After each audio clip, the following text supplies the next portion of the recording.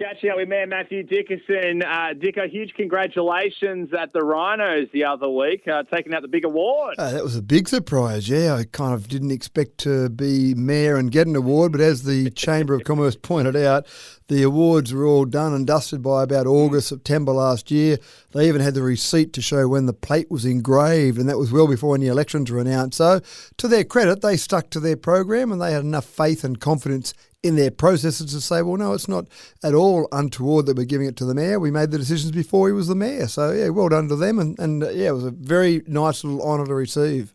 And you've been a very established business runner in our region for you've run your own business for quite a long time. Quite a long time is one way to put it. I started my first business when I was in year 7 at school. That was my first little micro business, paid for my way through school and uni, and then started my first official big boy business in 1989. So it's been just a couple of years. Well, very well deserving for that award. Thank you. Now you're the mayor. There's plenty of things that you have to deal with, like nature strips and who has to maintain them. This has been a really controversial issue. And it's interesting because it wasn't something that we're changing. There wasn't any big drama about we're about to make some dramatic changes here. This was just about establishing what the policy is and making sure people are aware of it. And there've been a few questions and comments since I become mayor. And so I said to the staff, well, we've got an internal policy on that. Let's take it out and make it an official council policy. So we took it through our committees last week, which really just says that people should be responsible for their own nature strips. Council just doesn't have the resources to go and mow or maintain all those nature strips around the community. So that went through committees last week. It'll go to council next week, assuming it's ratified by councillors. That'll then go on public display for at least 28 days. People can put their comments in, and then it'll come back to council for final ratification. But wow, there's been a few comments about it. There's been a few people that aren't happy. They want refunds of their rates money because council's no longer going to be mowing nature strips. So it's actually been quite interesting. Okay, so when you say nature strips, you're just talking about that strip out the front of people's houses. You're not talking about like the kind of awkward bits on corners towards parks and playgrounds and that? Well, and this is the good part. Because people have questions like that, that's why I was keen to get it out in a policy. So the policy goes through those things in detail, but essentially to answer your question, when you've got things that are around public areas, so around public parks, around public spaces, yes, that'll still be maintained by council. So we are talking specifically about, or the bit that seems to have created some controversy is you've got your house, you've got a little bit of footpath there. That little footpath is effectively the nature strip. So the bit that's just in front of your house. And most people, when they're mowing their lawn, they kind of don't look at exactly where their lawn finishes and where the public area starts. So they just mow it all in one go.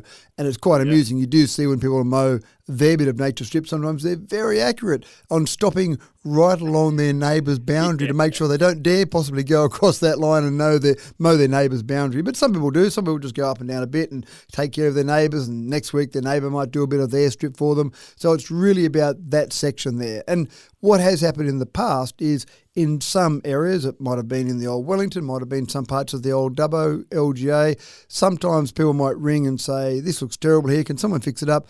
And sometimes, just because they were nice, some of the staff might have said, oh, well, we're out doing this bit, we'll just do that little bit of nature strip there for that person. But it's probably created a rod for their own back because then people expect it to be done on an ongoing basis, and it's just not reasonable. There's so much green space, and of course at the moment we've got rain. It's fantastic, but the downside of having rain is that you get all of these nature strips that are growing fantastically, and some of them aren't maintained, and that's where people get a little bit annoyed about it. Yeah, I've always just, we don't have a fence in our front yard, so I've always just mowed to the curb anyway. It's just second nature to me. I've never really thought about it. No, and that's the case with most people. Rainbow Cottage, because I hear they've got a special birthday. They did. They turned 30. That was actually quite nice to go along to Rainbow. All 4 of my kids spent time at Rainbow during their formative years. So this is a childcare centre owned by council. I can only assume 30 years ago there was a lack of childcare services in Dubbo to the point where council needed to start its own childcare centre. Yeah. Obviously, we've got lots of childcare services in Dubbo now. There's probably still a lack of availability there, but this facility's been owned by council for those 30 years. So I went along there to cut the birthday cake. Obviously, lots of kids around there. They did some really nice songs. We sat around and listened to those. And some of the staff, there's no staff there from the original 30 years ago beginning, but a couple of the staff that were there at the beginning came along as part of the celebration. So it was good to catch up with them. And there's been one staff member there that's been there for 26 years, so not too far off when it first started. So it's good to see that facility there really just celebrating that's been part of our community for that long. 26 years, that's an impressive effort. Mayor Mathew Dickerson, thank you so much for your time this morning, and I'll let you get back to your mayoral duties. Thanks very much. Good to be chatting.